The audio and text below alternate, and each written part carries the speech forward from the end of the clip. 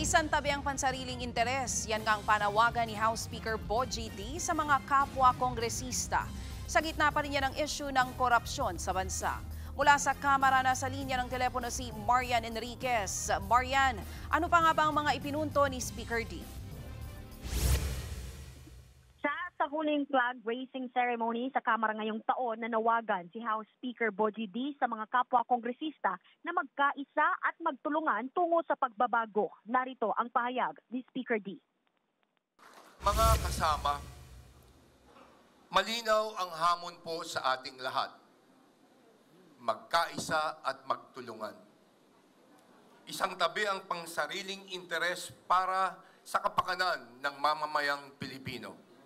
Kayang-kaya nating itayo ang isang kongresong tapat, makatao, makabayan at tunay na nagsisilbi. Kayang-kaya nating maging instrumento ng pagkakaisa sa paghilom ng ating bayan. Sa presence din ng karamihan ng mga kongresista sa flag ceremony, kabilang sina dating Pangulo at Pampanga Representative Gloria Arroyo, Bacolod Representative Albi Benitez, gayon din si Minority Leader Nonoy Libanan. Pero wala si National Unity Party at Antipolo Representative Ronnie Puno. Sa huli, ipinunto ni Speaker D na kailangan nilang magkaisa para sa inaasam nilang pagbabago. Pakinggan natin ang kanyang pahayag. Hinihikayat ko kayo, huwag nating hayaang maapektuhan tayo ng mga naririnig o nababasa natin sa social media. Bagkus, gamitin natin ito bilang isang paraan para pagbutin pa natin ang ating mga tungkulin.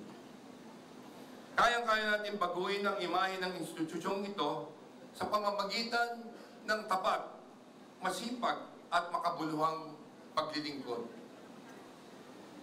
Ang latest dito sa Kamara, balik sa iyo, Cha. Maraming salamat. Yan nga pong Express Report ni Marian Enriquez. Mga kapatid, Ruth Cabalco, para sa mabilis na pasada ng mga balitang dapat niyong malaman, mag-follow at mag-subscribe sa social media pages ng News 5.